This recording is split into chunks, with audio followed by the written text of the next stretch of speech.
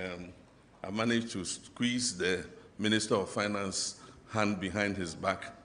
and we'll get a budget of 1 billion cedis for retooling of your various services. Fire service needs fire equipment urgently, and I don't, let me say, I empathize with my sister here. When the fire service arrives late, people get angry, but they just don't have the fire tenders. The last set of fire tenders were bought almost 9 years, 10 years ago from Professor Mills's time. There's not been a retooling. Most of those tenders are broken down. So I urge the public to be patient with our fire officers. They are working under difficult circumstances. And so one of the priorities will be to get some new fire tenders for you. Yeah. The police have to confront armed robbers every day. And you don't expect them to do it in light-skinned vehicles. The armed robbers are well armed with AK-47s. They fire back at them. And so getting them armored-plated vehicles for their patrol, highway patrols and things is also something that we'll look at. Immigration, prisons, they don't have mobility.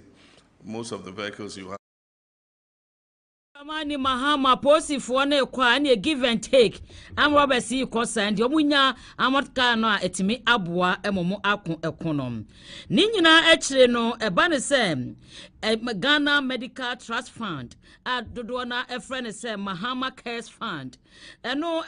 a bano security agencies noam. Emudu eba kon esede bi omodien yege kan sase ne yentimi emfa enhyemusan se ye policy papa eno nti 1 million Ghana cedis eno mabomodien ede awura mu se de betimi nso aboa makronkro yade no yetimi ede atuase na so maje ayarehwe nyumakuo no bambo adwumakuo no Ghana Police Service eka ho ebi Ghana Immigration Service, Ghana Prison Service, National Disaster Management Organization, NADMO, Ghana National Fire Service, Narcotics Control Commission, NACOC, National Identification Authority, National Peace Council, Refugee Board, and Small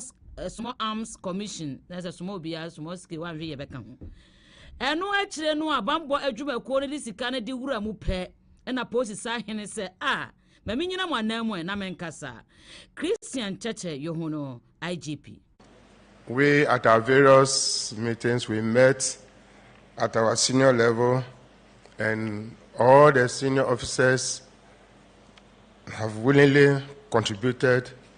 to the care. And then just because we feel that really a large number of our people in the country really need health care. Those of us in the security services, we are fortunate that when we are not well, the government is there to take care of us. But there are people over there who have nobody to take care of them. So, President, with your this good initiative, we feel that it is better that we also support. And the support we are giving is just the beginning of many other supports to follow. So, starting from the police. The police have contributed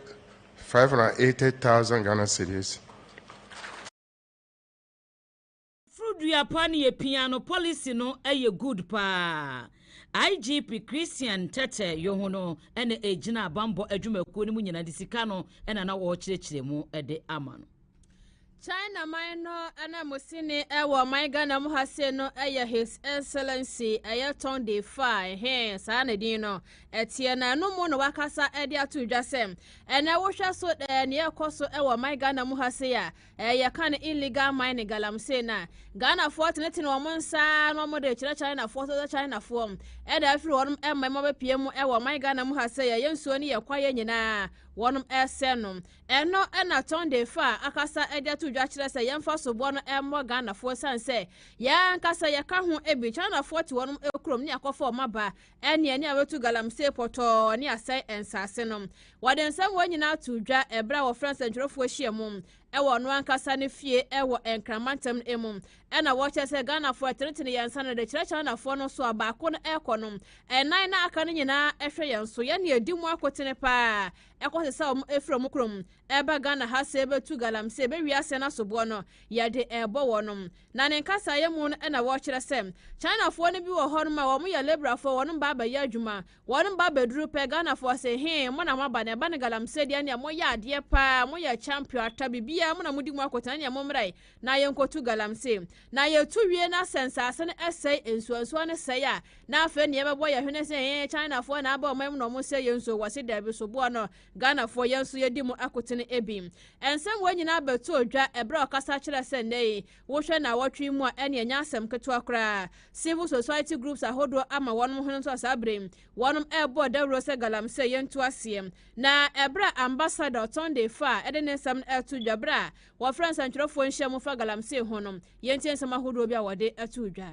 I do not know what's the reason why when people say galamsey, they normally equals that with Chinese. But actually, it is not Chinese who, it's the issue is not originated from Chinese. I mean, you can see those mining, Chinese people cannot get the license, cannot get the permit. It's the Ghanaian people who draw Chinese people over here, and some of those people who are even caught red-handed, even though they are caught red-handed, they are just some like migrant workers to come here to make a living. I'm not treated well because they always say, because I have a social media, when I posted X on my social media, then people say, hey, Ambassador, galamsey. It seems, galamsey is caused by China. So this is unfair to me. Am I correct? This is unfair to me. This is really unfair to me. And unfair to the majority of Chinese. They have involved a lot of sectors. You can say, a lot of buildings built by Chinese companies, your roads built by Chinese companies, your port built by Chinese Tonde Fa nya wuti galamsey sa motretere mo sa mo se China fo na esemu nso mo a na mo boa wo ma wo mutum etu sa na mo nom na woto ne nsam eson na wo kire se wo hwe wo man Ghana China fo tumi boa pa bie companies ahodo a ebo ma man no so etum pom ekon kan fa ntuma pa edi efra eno nti galamsey ne de aban wontumi ntu ase ne wo kire so eka ho ebi na mom wo se wotum hwe kwampa ya obefa so na wode abua na yakwaya twa ye ho hyare tumi abo ho ban Tonde Fa ne nsam enie. We need to view this thing as a whole picture. We need to find ways to solve this problem. I understand in this country there are several million people live on the mining. So all the sectors, all government officials, policies, we should work for a long policy how to solve the problem, to eliminate those pollution, to eliminate this pollution on the soil, on the rain, waterways, on the forests. We should find a way to solve these problems. I think in this country, to my understanding, you can never eliminate those small minings. If you use small ni atwago ya wonya bihwe ye China man no wonom na musini wo my Ghana mu ha se Tonde Fa no akasa de atudwa se galamsey mo a na mudi sika so asene esayia na mo bo China force bo enye sa na wo mo etie eno ho nsem na atwago ye no Yamonwura NPP amanyokuo no emu enche akura ne nam wonom twetwefo panyi eso yewura Justin Frempo Kodua eso bebetu dwa sisia no wonom ekọ aginasie no neck no omo atimi asi ginaye se afimpi no ane edu ensia ene enya simu pe opepon bosom no ane de to so aduasa ba akona wieye no omno beto aba na yi ni a obaye frankatuni ede ama wonom ewo afimpi no ene aduo no enwotwe no emusan se nsuo no ufri ntam abura no wani na atimi aye kokko na sa ginasie no eba ye no nanka ne wonom eto ene se moto ade firi ase ene ombomodin edua banche na bo a afi ye de bia ye gawi na ye de bi nso ede aye acheke ene de kaka honoa na esie no mo so mo ya cheke no mo yepo modua banche no na mpanyimfo bi se da be mo hunu de enti a ekosa dodo na akasa de atie sa ginaye no a ye di kan ato presidential promise na ansa na yaba executives no on menti ase emu ba ko adi nhini pa ewo mu no yewura adeni mu enkan mrahye bedwani de emamampon a wono anso esan so ogina mu de agina se presidential candidate hopeful na wo che mu se dabi sa de we pa na ya pre ye ho kura akọ na yayi flag bearer no kura no ni nyina so no eye de nkire mu eni Adia pa na esintia adia ye na fedie musi ye mutu no silitras mibisa why no si dan oye roof ansa na wabe na foundation se agonwa na ida ebinom ntiase ana ebinom de pesemin kuminya ene adifudi pepi pese o mo kire niam hye wo mo botoma na wo mo moto o ada na wo koyi flag bearer ansa na wo yi form for be a media eye 7 previous total nonsense so what campaign sia who could you flag bearer at this time at the party no na year turn first and foremost and sana presidential candidate in there is no way one person can win an election for any political party. Entina ye share every polling station. They didn't kono blue baby near ye electoral area 4 constituency 4 no more become near ye near ye regional near be parliamentary candidate no so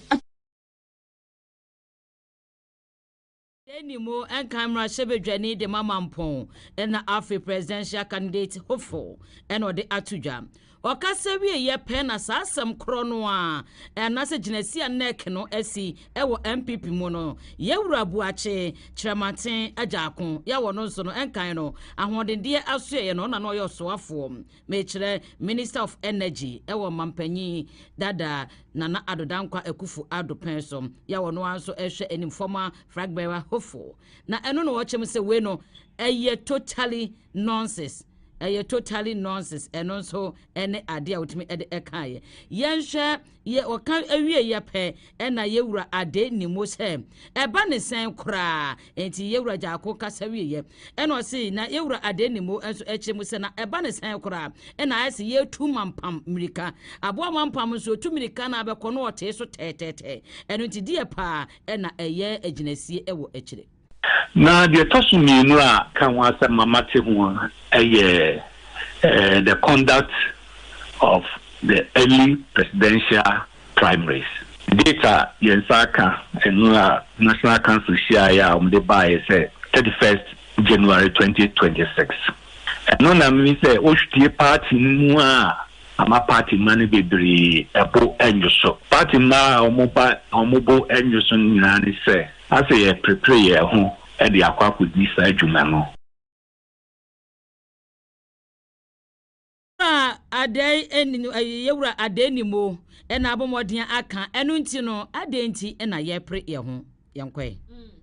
na wakasa wie ya pe na yewura Davis Opoku wano so ayamrahye bedwane de ma de hye ya wonom ewo empraye so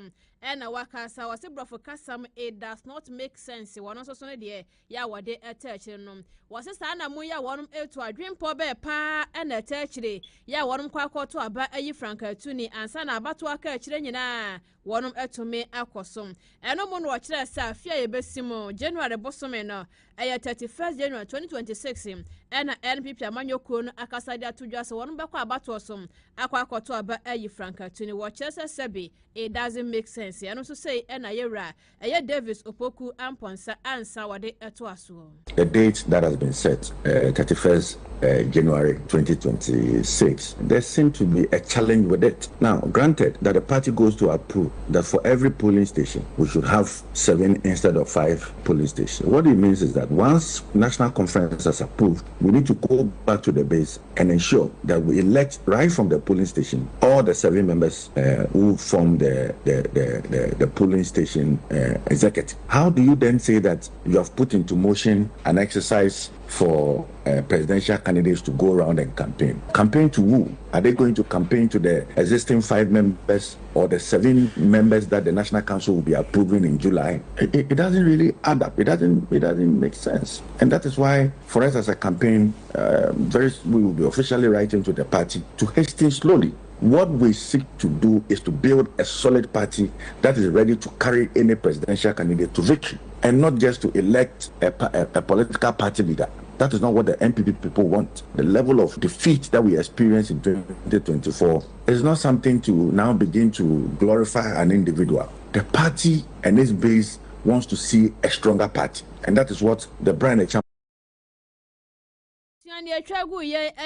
Davis and Sao Poku, Rasha Bedwane, Edema share one prior Sabaton Persuasom. Now, Wakasawi Yape and Dr. Amuakoba, Wokan Pipa Manu Kunmua, and Penny for hold on one also so can home Ebi, was so a senior political scientist at the Makwam Krumas Yaponum, and a Wakasa Edia to just say, Wusha Namoya and Penny for one ever and Pipa Manu Kunum to Natchese and Koye Cram. Now, what written in Sanyan, what the Sobo Ebo Ghana Mampenda than Adam Kwakufuadum, and I watch us a one and Akoyo hinted yesterday, and I just a nipa ya one yin and Fimpi Mionia Duno Nino. 1 person almost under Sani Pana, Eba and Fimpi Miono, any Aduno and watching Imum. Dr. Mwako Baden and Casa and L2 Jan and I watch us say, and you'll be pan the church and you'll be a Nadan Kwakufuado one and the church as Anamuntu Air Cosum. Dr. Richard Mwako Banen Samuel the 2 Jan say, and or the church at what I didn't say, dear Cosum. No, Mukra party, no, I'm more baby scene or more on a decrum. Now, what do you expect to happen? West Africa, a dear on Messana. International say, so I'm getting your own. The party will be tertiary, and not in a tertiary, most like, or tertiary, certain things happen. And then the end, see that. I am a casa bon, someone the party, because before the 2016, party enters out. Yeah, campaign, many Dr. Maputifo, names of Kofa Haramis Mafa, and there was Meko East in the Auto Coast, in a gum, no bina Moscow, no bina Tacho, Gumta, and then Nipa, campaign, my party, party. Mwako odin tintimaya wa MPP amanyoko ne mo kira sese wo man sesa de nya ombeto no position achepa eno ho nsem ena wode atu dwa no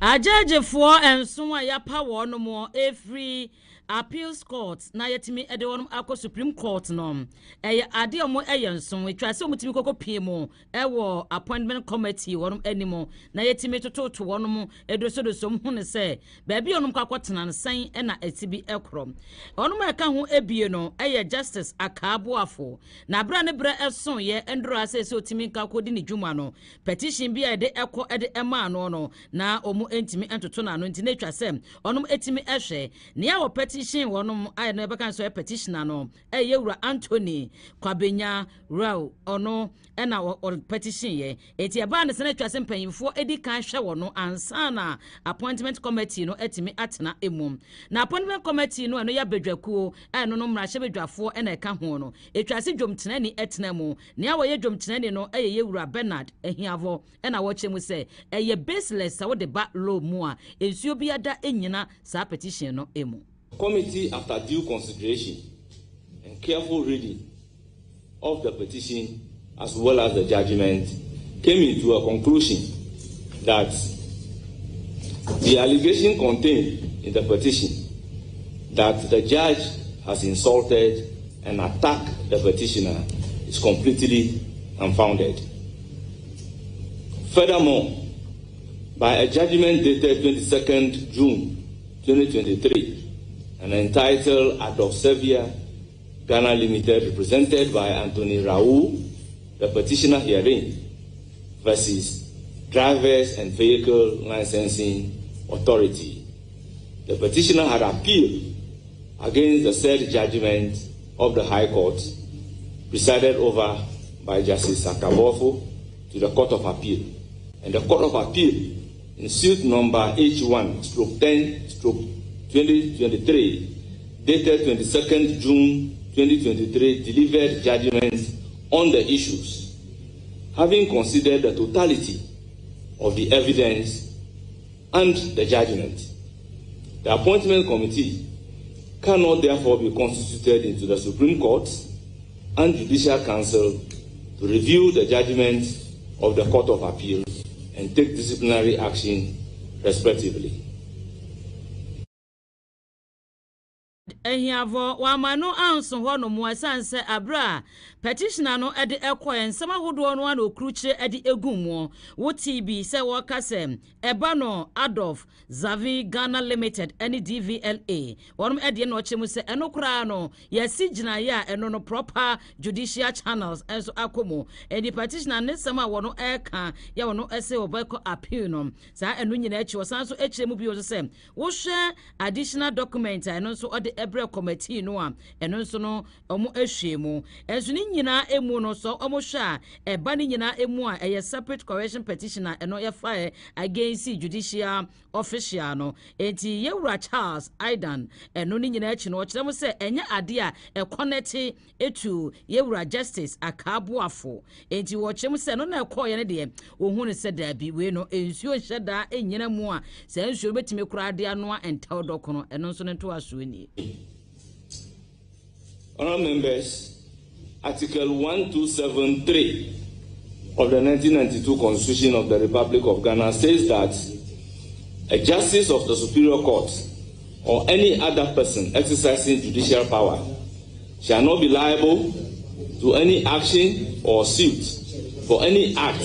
or omission by him in the exercise of the judicial power. The complaint against the nominee is about the exercise of judicial power in conducting the matter leading to the judgment under reference. The committee this morning ruled that the petition is frivolous, vexatious, worthless, unmeritorious, and it is baseless in law and the facts.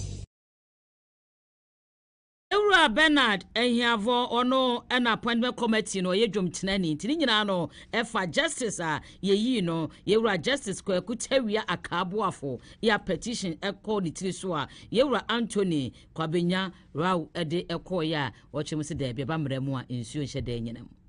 na wasansam na mo na Yewura Afenyoma Ken so akasa ede atudwa sɛ petitioner eko editia eye Supreme Court nominee na wo kyerɛ we ensuo bia enyina mu ase yanhwe ye betwa sabone pa ede ato ho ede ama oman Ghana na minority leader na wono kure ya asanso ya mrahye bedwane ede ma de hye ya wonom ewo ifuto abato empesua so onumonyamfo Alexa Kwame na Afenyoma Ken ede ne nsam atudwa no na wo boso bosa petition ya eko ede ma Justice Kwaku Tawia Akabuafo no wo kyerɛ sɛ nsuo bia enyina mu na sɛ yanhwe ye pa na mpanifo amfi won mani a oman Ghana democracy no na yehwehwe na se enso ewo honom wode nsɛm wanyina atudwa ene day ebra appointment committee wonum etena se na vetting ekoso na wode sansɛm we atudwa na wakasatia yɛsɛ ene wohwɛ nea ekoso a obi di petition baba won betena sɛ omba hwɛ mo no hu sɛ service eyansɛmfo nko a bibia enimu a wosomu a eyeye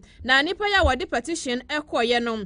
human rights activist Anthony Kwabenya Raw na wade sobo ebo Justice Buafo se asɛm bia wotena so 2019 na eno DVLF case se de si ekoye no na ni ansokra na sansɛm no emo no Yewura Afenyoma Ken kasa afa ho a wo kyɛ sɛ nsuo bia enyina mu a yanhwe ya democracy ebetimi atwe no ede assign no sei na wade atudwa. I am in agreement with the views you've expressed for and on behalf of this committee.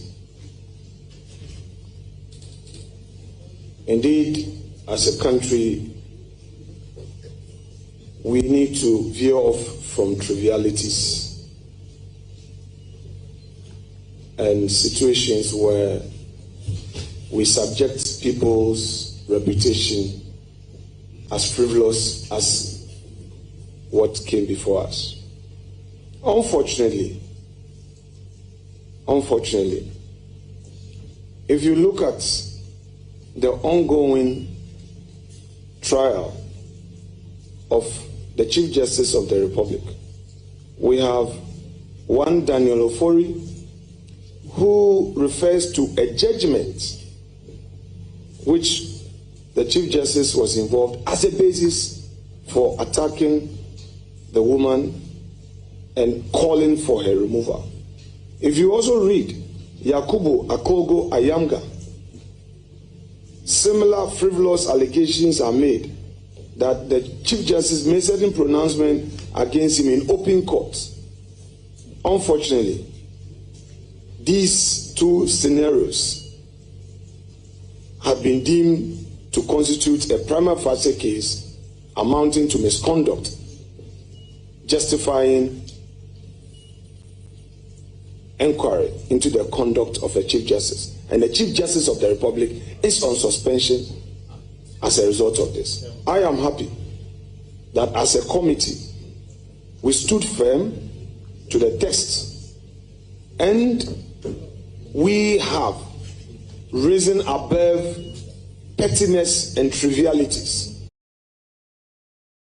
Wasan so to aso edit to dwa a petition bi wo hono ma ne nan ya bubu kire se woni ahoden kura ya wogina so nanso won batwe ho man so saa ebe wiase ne yabo ede ato baabi enna wakasa ya wode ye mfato ho efa eye Chief Justice enso ede ne ehun na minority leader eto aso ebo kokko se ensem we ya ekoso ne sempanifo pa amfi wo mani amfa anhwa democracy enya de se betumi enya ne credibility ne so ewo hono ma entume emwa eno so akasa de nsem bi eto aso sei ena wode eto dwa President of the Republic of Ghana to the appointment committee.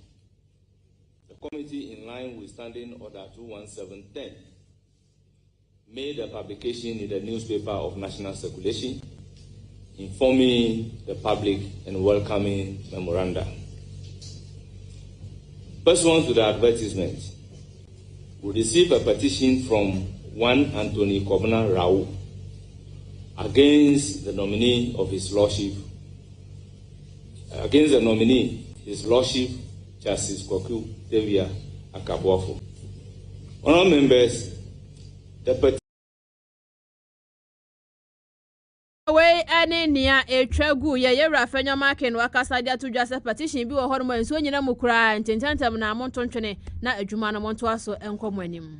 Mame mfawo enko nyame akwan herbal clinic na kokwaje ayarehwe ena etwagu no se na ehuro yi eti we de na etwagu yi ewo Fish TV eho no no scanner hodo nyina ye betwa ede amount we ya free said ye eka wo mesra wo a fakoda nyame akwan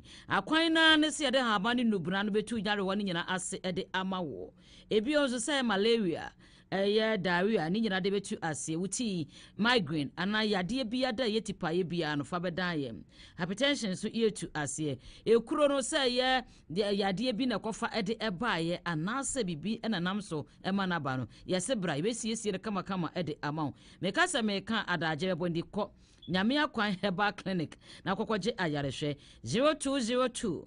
527719 0245 42 5884 kodie apeja ehonomo ena yebutium Odopi Herbal Clinic Center sebo modern abra omode omoye expert ebano stroke ene ade no no a ena bema nso begina ho bema ye complete man enya se titisi da bi eno nti yesan so wo ointment na eboawo eno de otwutwutwa aposo woda hate asa kwada ya boni nsuonwuro ne ade nkutodi atwetwe no no woda hate na ho ato mankasimo eye finfin mantem no timber market ho no mo a obehu ye tachiman so hansu a ede ko kumase kwantempo no eso achinyidie nti ene ehu abonko sonkonsu anachase ehua ahwe enti wada woro maje namba no na achinyidie biada amemo 0548 146 105 0244 489946 Odopi eye papa ya home kase no so aba ye bade akachere besom.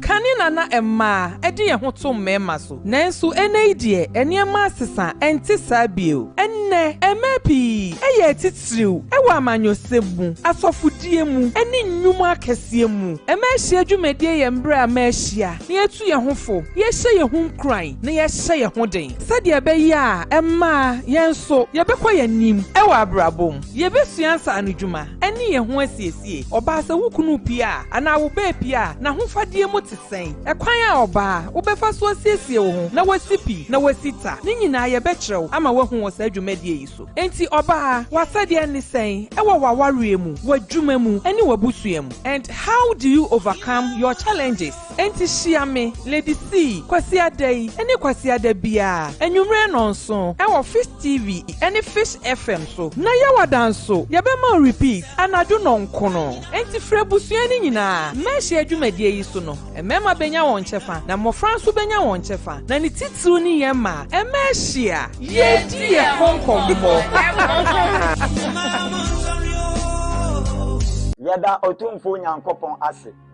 we try ye ewo eye Fish TV kasefidi eso ene Fish FM eye ewiase no osoro nyina somfo osofo ka akire watene nka ewo kasefidi bebere so dinfo a osa kwara awurade asem na enipa tie no ewo kasefidi so kwa ohaw mi dan so kura na efile ne so ko sa osofo no na watene nkan program a osofo ka akire eye Guardian Angel ka Guardian Angel onyankopon hyehyeye mu no wa mani pa bi abofo a ohwe ne so enti sa wo ho na woni bofo a wasem oya na sobu ka akire na ekire se nipa ye wo wa eda poti a Guardian Angel no sha ase se one wonante ye be kyerɛw Guardian Angel no so otumi fili nipa nkyɛn ye be kyerɛw de esie e mani tumi fili nipa nkyɛn na ya sa kyerɛw de woni bofo ni de ade wo bɛyɛ a bofo no ɛsan so ɛbɛba wo nkyɛn Guardian Angel adesua no osobu ka akire ɛsa de aba eye kasafidie kese we so na eda no eye eda juwa da bia eye anajo 8 pm na yawie 9 pm menyi hon Philip tumika obi nka nkyere ni nua na onua no nso enka nkyere ni nua na osobu ka akire eye asafo a the film eye Salvation Word Worship Center a General Overseer Apostle Clement Ewurade nhyira ba bia obia na osobu ka akire de mani panyina edinim no eye prayer camp kese a Ewurade nyankopon adom Ewurade amaso ede amano ewo Denase Pampetia Offensive Road Denase Pampetia Offensive Road Heaven Key Prayer Camp anas osoro nsafo empire bo osoro nsafo we se abie me pono bi amane umetumi afa number we eye 0500 606303 eno ye first number the second one no eno so ye 0500 606304 umetumi aje WhatsApp line so 0247 89 71 85 when remember Ewurade nhyira se wo bedi WhatsApp ka akire nso ewo eye Fish TV enwumele no nwotwe bia ekobo enwumele no nkonom adwuada edia Ewurade nhyira ewo Yesu dem ka amen.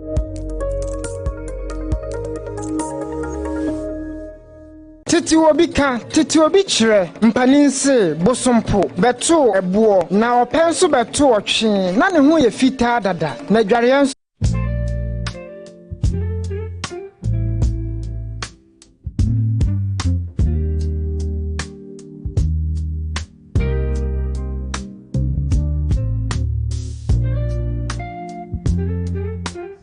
Hello lovelies, welcome to K Jamres Restaurant. K Jamres Restaurant is located at Offense Studenti near the ECG office. K Jamra Restaurant, your continental dishes, local dishes, and Chinese dishes.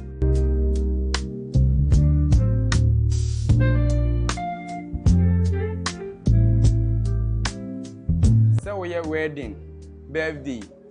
program bia K Jamra Restaurant e wo mamo abre bia K Jamra Restaurant your offense denti ECG office in Nchen.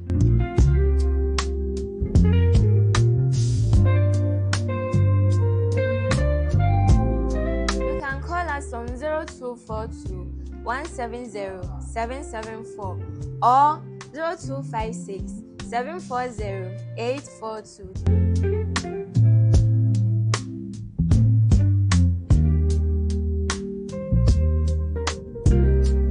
Afei nso esan so ye delivery services. Se wo fie adwumam baby a wo bia ofra e de aduane bebro.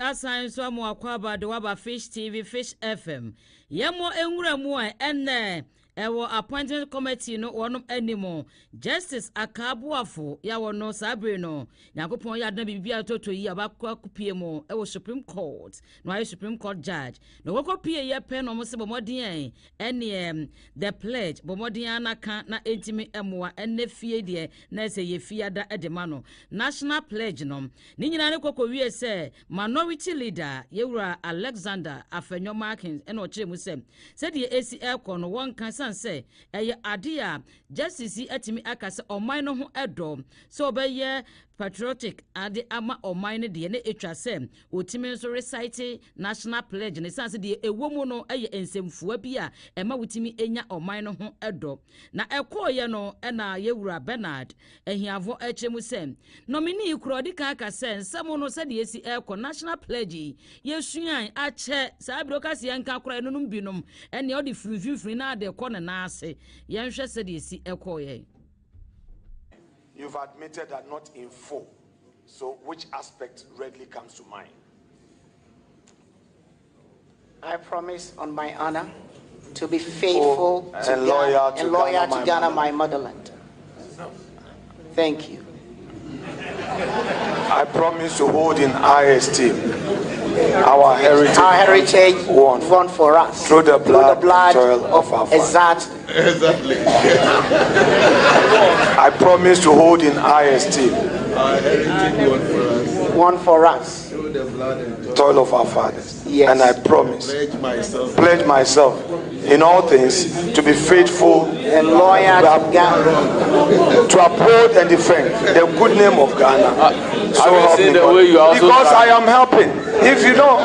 the man, look, stop, Chairman, put off your mind. This is, look at, okay. If I'm struggling, can you do it? If I'm struggling, I have made an attempt. If he said he couldn't, and I said, oh, an aspect. You are now telling me that that is why I am not making an attempt. Then allow me, I would want to make an attempt. Because I don't want to struggle. Don't worry, I would want to boldly make an attempt. When I make a mistake, I be corrected. I'm not afraid to make a mistake. It's good to make a mistake to be corrected. But let me say this, honorable member, I think that in as much as a pledge, it's a great thing for all of us to know. I'm not sure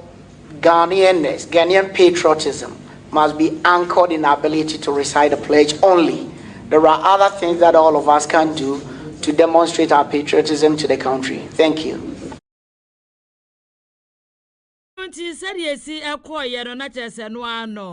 The national pledge and your car say Justice Akabuafo and minority and so ye no so oh se me yakwana from so bamu a me nsuro kuranti ye wura hiavo ene traye na ye nkwenti ni nyina emu no de ekokowie ene ewo vetting appointment committee no ehonomo enti ye wura Afenyo Markin on national pledge no se ne tie bia no oya wuri be fika kra sanse banche tone meku tone ade na fa dwene no pressure no do so tie kura aka se yanka kura ebe bibie ho yanto aka se ebo no so na yanko ya ne mu ene man so data no eda ye de ye ni ekire mu na ma no bo efiri ho no eba na enye de kura ne nyina ne se owura bia ne din ede ya obedu dodo na afa na emu odewu wo ye fiera ne nyina ne se nya obi a wote ne fie wo ye tenantementeme ho ase bi ema no home ne so ema nipa mienu entem enam so ema posifo eba kire ne kwoto ma so data no posifo ekukumu am na kire se wadamu efri na no branda na ene na beto odwa se owura ne ya bill no 1500 Ghana cedis ongo scan emra what is ya bontin ya obi ehun ye kosi ya papa emu ne ya kyerɛ sɛ wɔtɔ nanom ɛwɔ nsie do ɛyɛ owura ɛyɛ ya obedum finsha na aduanan no 45 years ɛna wanya na wɔno ankasa ne nua ba yɛ friend madam Becky ɔsna na ne tua pa ne ɛkɔ so nyinaa no wohu yɛ sei ɛna wɔde nsɛm no ɛto dwa antie ya wofuda ho yɛ mi nua ba ya ma tiefo ne mo amutie no nyina mo tie ma se mi bi me pa tentene ni ama mi nua ba no efiri sɛ wɔyɛ fie wura wasi ni fie no ɔde ama kekese bia ha no wɔda wɔ atrɛs enra na ɛna ne 4 days no data no police station ababa ya wana ɔhan ne dan ma yɛ bɛkye no apɛ no ba yɛ wa amla ne kraka de hu ya so di police car abeswa yɛ kye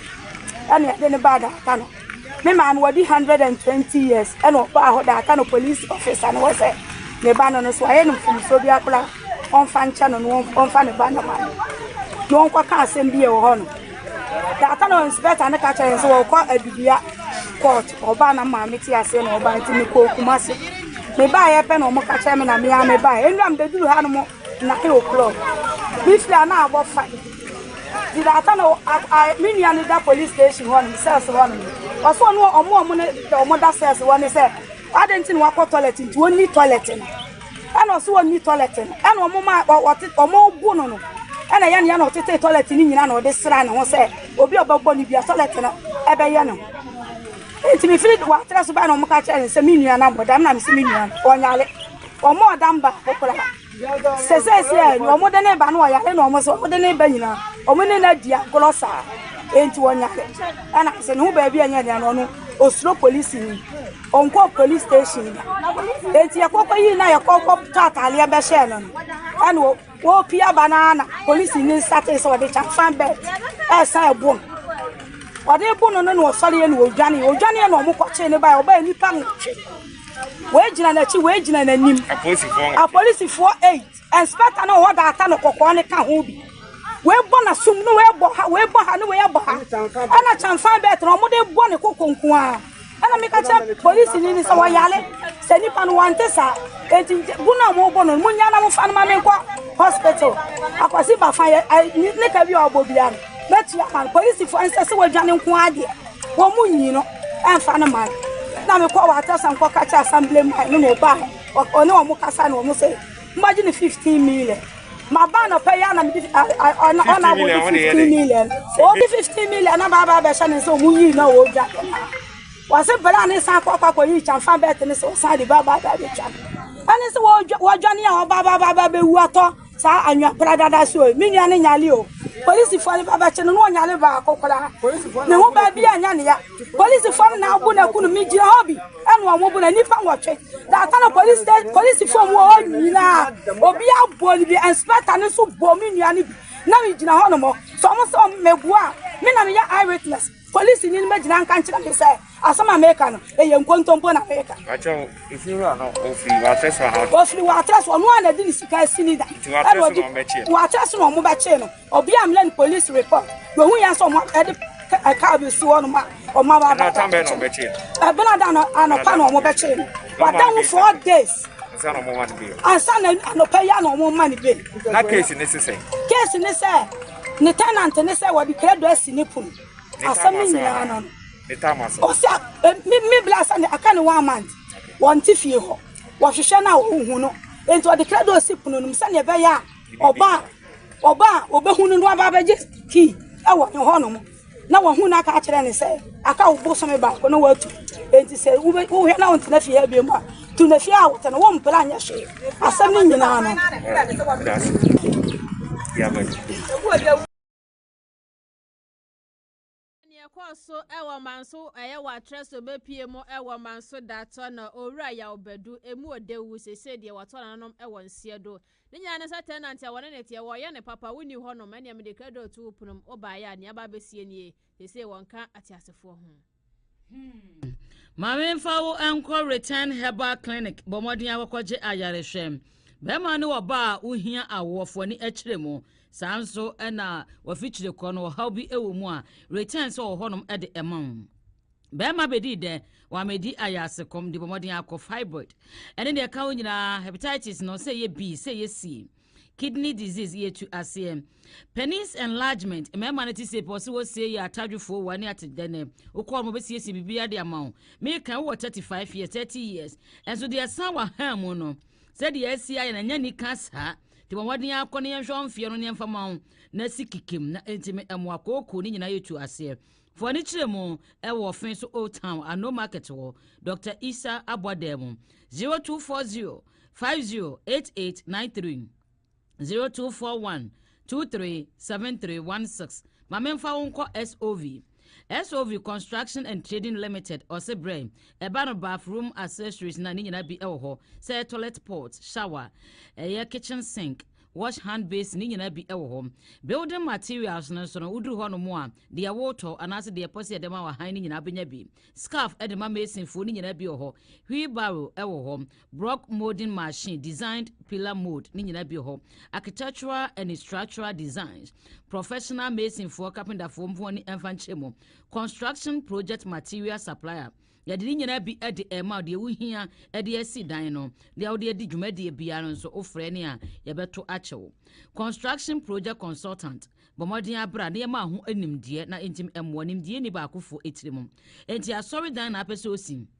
warehouse restaurant aye efie wa ufie na so bidie no de amawo we your contractor there for ni chiremo ewo SOV school building and as a filling station shops ahodo bia boaman ye pen komfano chem rural bank hono mo 0244 283200 ofre SOV a me friend say afa and as solve na bibia esi ede amount enti no ye ko ya damo asem ne a wogina camera no echi ede ema yen DJ Martins MCR Ben Ephraim ena Gentle original bawa ono ne yen semufo semu ede ema ye wo fio hwe ye wutie na sida bi oma ye de ema ye ko weekend ewrade enka ho duya naba abena sa ofreme atoye agudia meje oso mene nana akuya sikapa ya damo ase ya kramo nyame ya damo yibehia